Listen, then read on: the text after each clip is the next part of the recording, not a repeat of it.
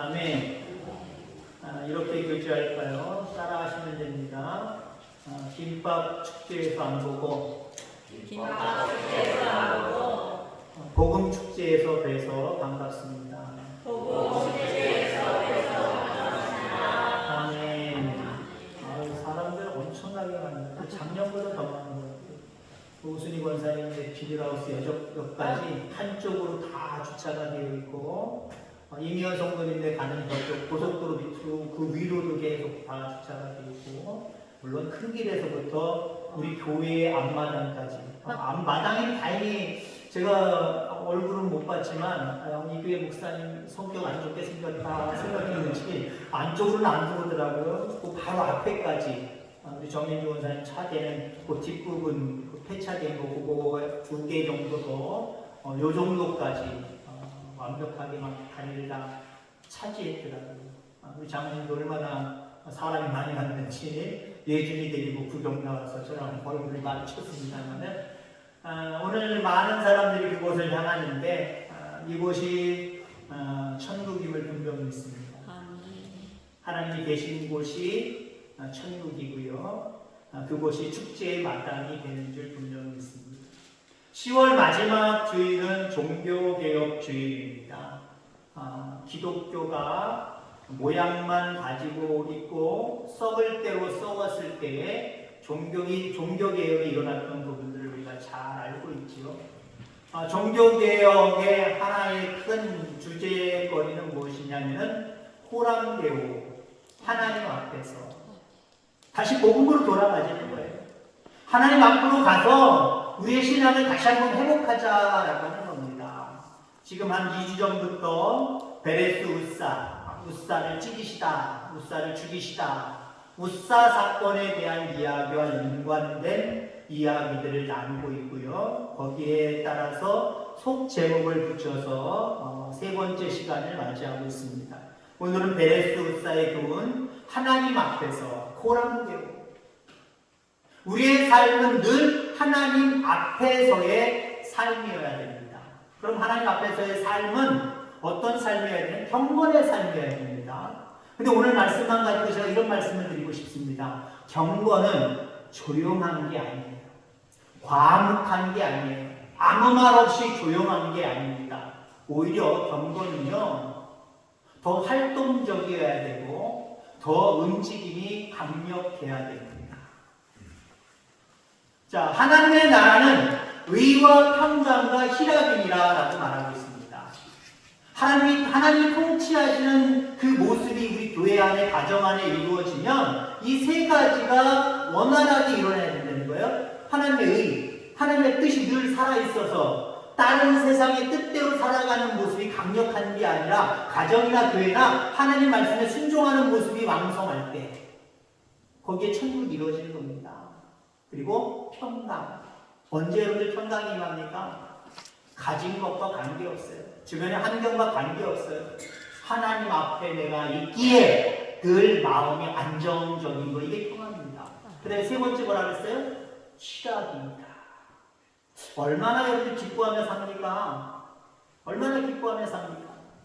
너무나도 과묵한 얼굴을 가지고 때론 더 심하게 얼굴을 찡그리며 살아가는 경우들이 상당히 많이 있지요. 근데 하나님 앞에서 살아가는 사람, 천국을 이루며 살아가는 사람들은요, 그 얼굴이 항상 기쁨으로 가득 차야 될 줄 분명히 있습니다.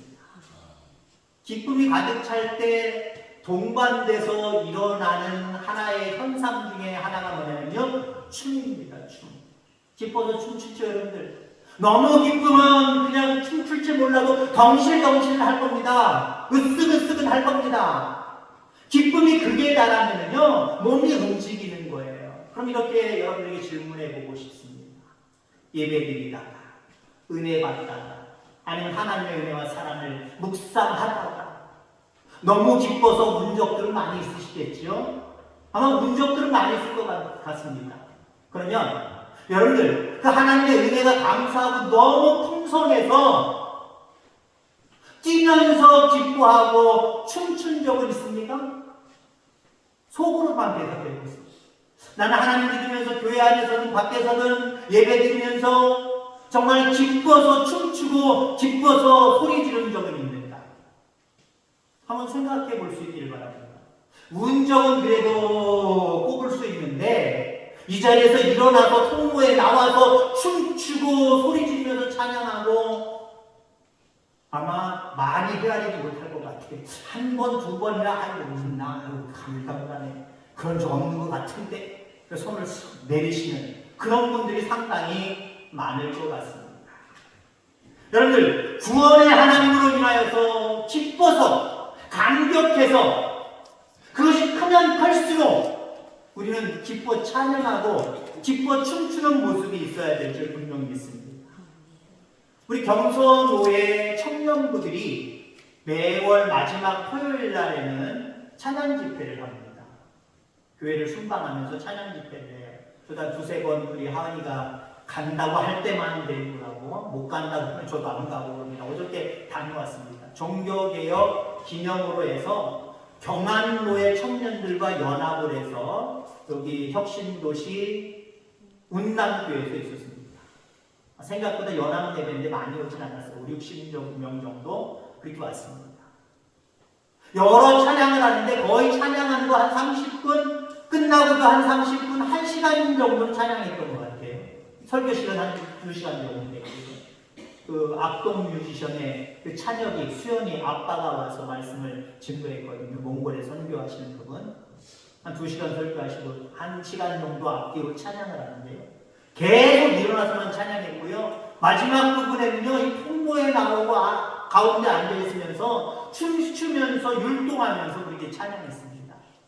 그 찬양곡 중에 어떤 찬양이냐면요, 주날 구원했으니 어찌 잠잠하리, 기쁨의 찬송 드리리, 나 기쁨의 춤추리, 내 모든 슬픔 바꾸셨네. 주님이 나를 구원해 주시는 그 구원의 은혜만 생각하면 감사해요. 우리 하나님 정말 감사합니다. 하나님 감사합니다. 이 정도로 끝날 거예요, 여러분. 그 구원의 감격과 구원의 은혜, 내 모든 삶을 바꾸시고 변화시키는 그 은혜를 생각할 때마다 우리는 그저 입으로만, 머리로만 하나님 감사합니다. 그럼 끝내실 거냐고요.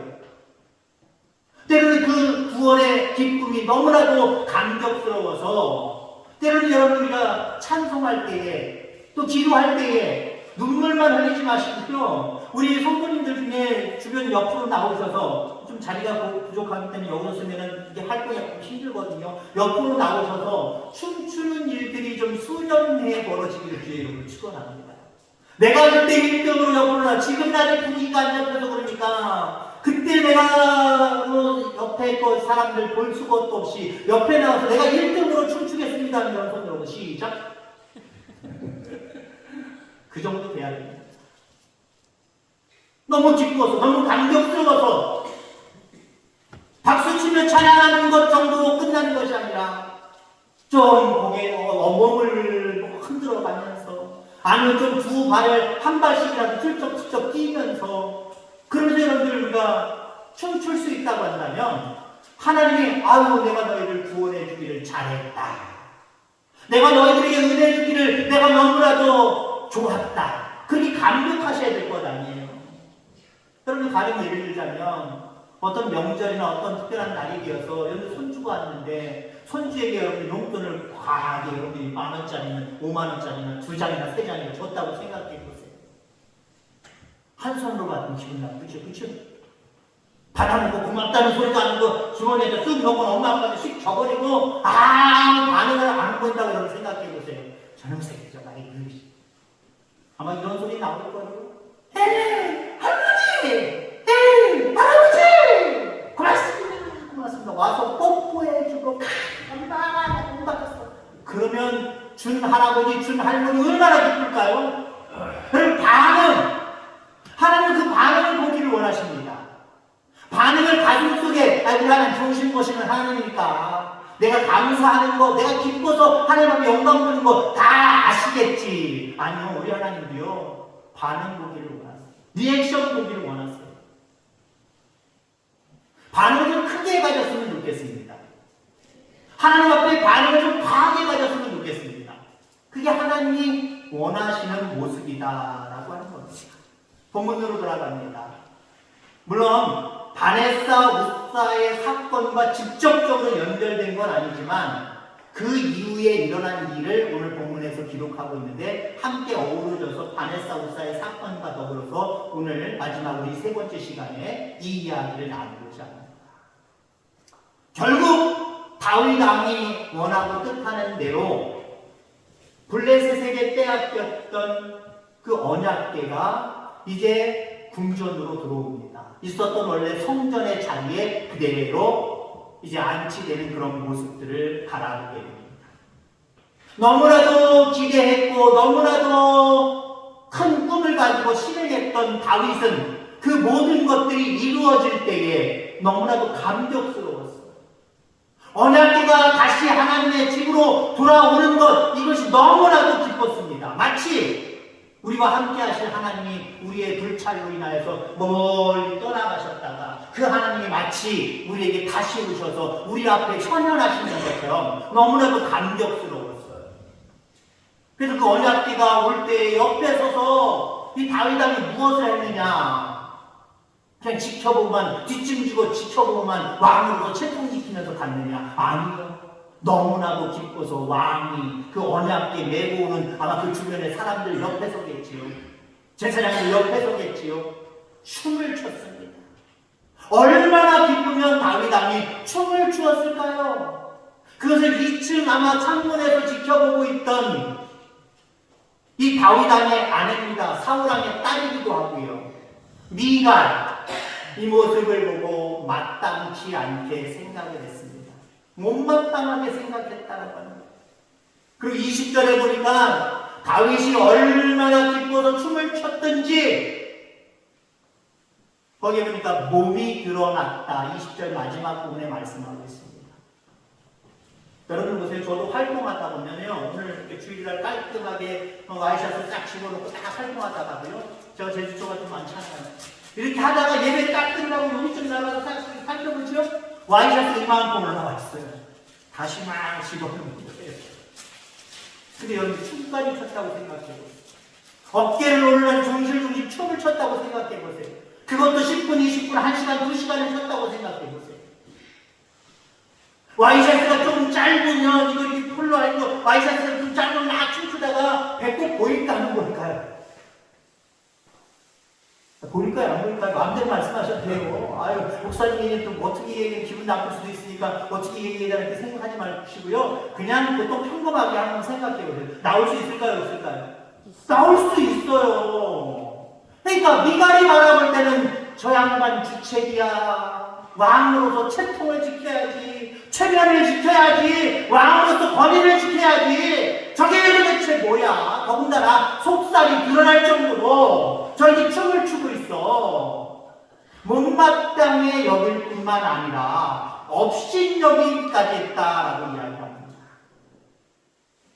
미갈은 환경이나 체면만 보고 있습니다.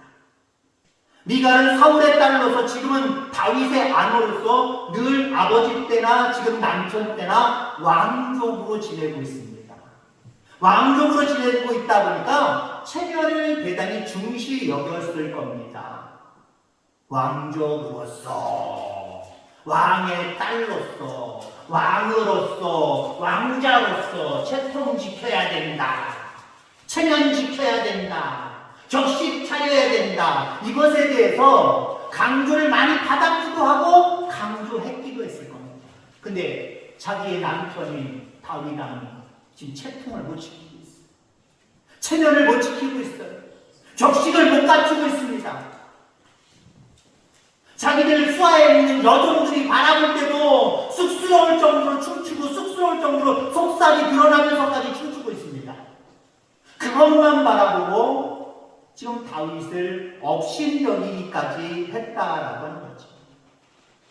그러니까 미갈은 하나님의 기뻐하시는 하나님의 임재를 뜻하는 언약궤가 블레셋에 빼앗기고 우여곡절 중에 그 주변에 몇 집을 거쳤다가 드디어 이스라엘 백성 중심지인 이 성전으로 이 궁궐으로 온다라고 하는 이 기쁨보다는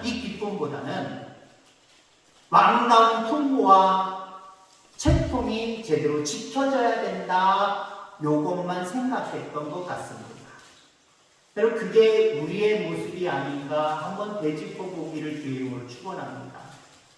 누군가가 나를 보고 있다. 그러니까 창피하면 안 돼. 채통 지켜야 돼. 체면 지켜야 돼. 격식 따져야 돼. 이거 바라보면 안 돼.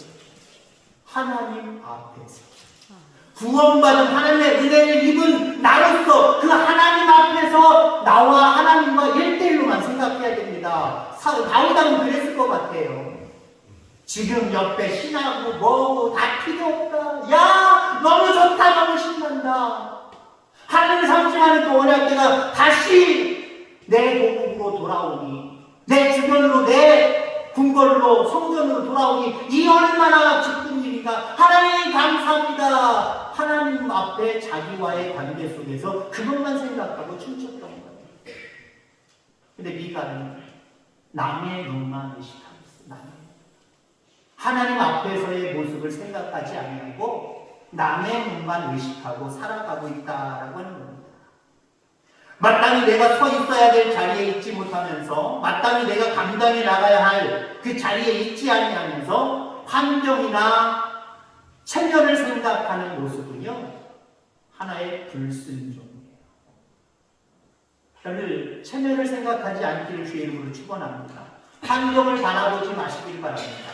하나님 앞에서, 하나님과 나의 1대1의 관계 속에서 하나님만 바라보고 솔직한 내 감정과 내 마음을 하나님 앞에 온전히 표현하는 것, 이게 경건이에요. 이게 하나님 기뻐하시는 우리의 모습임을 기억하게 되기를 주의 이름으로 축원합니다. 너무나도 기쁜 나머지 에봇을 입었겠죠. 통짜로 된 에봇. 그러다 보니 이게 풀렸을 수도 있고, 그러다 보니까 속살이 아마 드러날 수도 있었을 겁니다. 제사장들도 에봇을 입었습니다만은 제사장들은 속옷을 격식차려 다 입었단 말이에요. 근데 아마 이 사울왕은 속옷을 제대로 갖추지, 다윗왕은 속옷을 갖추지 않은 것 같아요.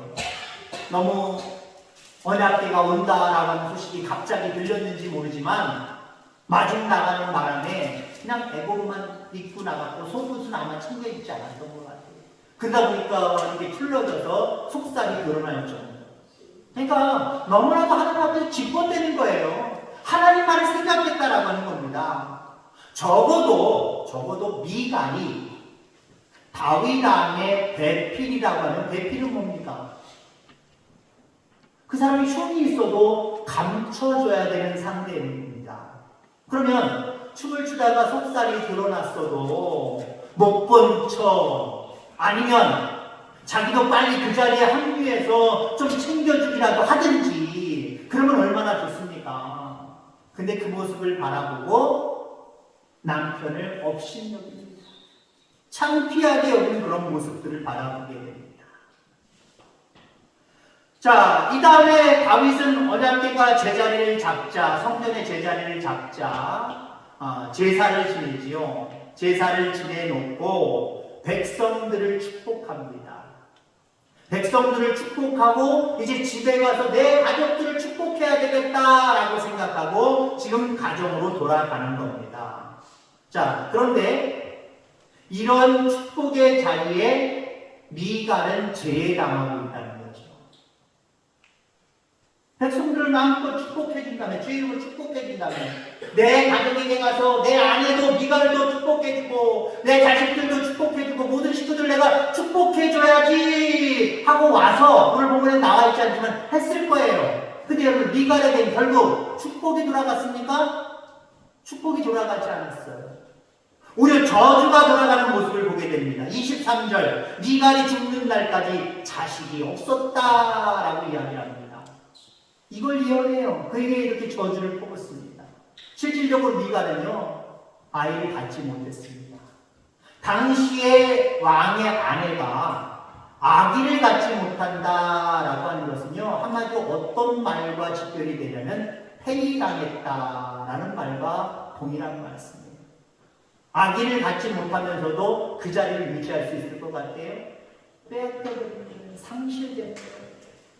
그러니까 미갈은 마음껏 축복을 받을 그 자리를 체면 생각하고 환경 생각하고 남편이 그렇게 채통만 죽이고 눈치 안 보고 체면 안 차리고 그런 행동을 했다라고 해서 업신여기는 바람에 다윗의 마음이 아니겠지요. 하나님이 주신 말씀이겠지요. 그 말씀으로 다윗이 저주를 부르니까 그 저주대로 죽을 때까지 아이를 낳지 못하는 그 불행을 겪는 모습을 바라보게 됩니다. 하나님의 역사가 어떻게 펼쳐져 가는가를 보고 그 속에 다윗처럼 빠져서 함께 동참할 수 있는 저와 여러분들 되기를 주의 이름으로 축원합니다. 빼앗겼던 어느 때도 돌아오고 있잖아요. 그것만 바라보고 완전히 그 하나님이 이끄시는 속에 빠져서 춤추고 노래하고 찬양하는 다윗의 모습, 이게 합당한 모습이라는 거예요. 그런 모습 속에서도 어쩌면 냉정함을 유지하면서 채통 지켜야지, 체면 지켜야지, 저게 뭐야? 라고만 생각했던 미갈은 그 축복 속에 들어가는 존재가 아니라 축복 바깥으로 밀려나는 존재가 되어버렸다라고 하는 겁니다. 가면을 벗어 던지게 되기를 주의 이름으로 축원합니다. 체면이라는 가면, 격식과 형식이라는 가면, 내 환경이 이렇다라고 하는 환경적인 가면, 우리는 다 벗어 던지기를 간절히 소망합니다. 가면을 쓸 필요가 없어요. 하나님 앞에서 쓰는 가면 쓸 필요가 없다니까요. 근데 우리는 너무나도, 우리 신앙인들은 너무나도 가면들을 많이 쓰고 있어요. 경건이라고 하는 가면을 너무 쓰고 있단 말이에요. 이렇게 해야 경건이지, 저렇게 해야 경건이지, 조용해야 경건이지, 과묵해야 경건이지, 가만히 채통 지키고 체면 지키는 게 이게 경건이지. 그거 다 가면입니다. 하나님 앞에서는 우리는 어떤 존재가 되어야 돼요? 어린아이와 같은 존재. 어린아이. 어린아이가 부모 앞에서, 어른 앞에서 뭘 가립니까? 가릴 필요가 없습니다. 체면 아이들이 생각하지 않아요. 아이들이 부모님 앞에서 저렇게 신나고 막 춤 한번 춰봐라. 춤출 때 어떻게 춥니까? 4분의 4박자로 내가 어떻게 추가야 되겠다. 이런 어떤 거 생각도 다 합니까? 그냥 막 흔들어대는 거예요. 이렇게 흔들었다 저렇게 흔들었다. 어떤 격식이 없고요. 어떤 틀도 없어요. 아무것도 없어요. 왜 그렇게 할 수 있을까요? 일단 그 아이들이 배우지 않았기 때문에 그렇게 추는 거고요. 그 다음에 그 아이들은 체면이 없어요. 가면을 절대로 쓰지 않았어요. 부모 앞에서 절대로 그들은 가면을 쓰지 않습니다. 그냥 있는 그대로 자기의 감정을 드러낼 뿐입니다. 그럴 때 정말 희한한 것은요, 부모들은 다 웃겨 죽겠대요. 너무 이뻐 죽겠대요. 너무 잘한대요. 너무 신이 난대요. 그걸 여러분 뒤집어서 우리와 하나님과의 관계로 한번 생각해 볼 수 있길 바랍니다. 에이, 하나님 아버지, 내가 지금 나이가 몇 살인데 하나님 앞에서 좀 춤춰요. 춤 못 춰요. 됐어요. 그런 거 시키지 마요. 나 채통 지켜야 돼. 체면 지켜야 돼요. 나 정신 차려야 돼요. 하나님은 그럴 수 없잖아요. 물론 우리 실질적인 모습에서 여러분들 뭐 30세 되고 40대, 50대 되는 자녀들에게 한 번 더 내 앞에 춤춰봐라 그랬다가는요, 아버지 나 앞으로 안 올 거예요. 집에도 안 올 것 같아요. 그러면 안 돼요. 근데 여러분들, 우리는 늘 내가 나이가 50이든 70이든 90이든 100이든 하나님 앞에서는 우리는 어린아이와 같은 정말 격식 없고 형식 없고 가면 쓰지 않는 참된 하나님의 자녀가 되기를 주의 이름으로 축원합니다. 그러면 우리가 하나님 앞에서 감정을 속일 필요가 뭐가 있어요? 감정을 억누를 필요가 뭐가 있어요? 기쁘면 기쁜 대로 춤추고 슬프면 슬프고 애통한 마음이 들면 애통한 마음대로 그냥 눈물 흘리고, 이 감정을 여러분이 솔직하게 하나님 앞에서 드러낼 수 있게 되기를 주의 이름으로 축원합니다. 하나님 앞에서가 아니니까. 물론 나는 하나님 앞에서 난 지금 신앙생활하고 있어 라고 말하지만 실질적으로 하나님 앞이 아니니까 우리는 감정을 자꾸 가면 쓰고 속이는 거예요. 자꾸 감춰버리는 거예요. 그러면서 그것이 신앙인 것처럼 둔감을 해버리죠. 진정한 신앙은 감추는 게 아닙니다. 하나님 앞에서 드러내는 거예요. 드러내는 거예요. 때로는 여러분들은 하나님 앞에 속상하고 너무나도 가슴 아픈 거 하나님 앞에 드러내시길 바랍니다. 이것조차도 내가 참아야 되지 마시고요. 하나님은 내 마음에 있는 솔직한 서운한 거 있고 아픈 거 있고 뭔가 하나님 앞에 하고 싶은 불평 불만이 있고 이것마저도 너 감추지 말아라. 나한테 다 얘기해라. 이렇게까지 말씀하시는 거예요. 뿐만 아니라 우리가 하나님을 믿으면 속상하고 아픈 것도 물론 있지만 더 많은 경우는 기쁘고 행복한 게 더 많지 않습니까? 그 은혜를 헤아려 볼 때 너무나도 그 은혜가 크다, 귀하다 라고 하는 것들이 더 많지 않습니까? 그 앞에서, 그런 감정 앞에서 여러분의 마음을 숨기지 마시길 바랍니다. 숨기지 마시길 바랍니다. 덮어놓지 마시길 바랍니다. 그냥 오픈해 놓으셔서 하나님 앞에 마음껏 표현할 수 있는, 그래서 하나님이 더 기뻐하셔서 여러분들 가운데 더 많은 것들을 허락해 주시는 놀라운 은혜가 있게 되기를 주의 이름으로 축원합니다. 기도하겠습니다. 하나님 아버지 감사합니다.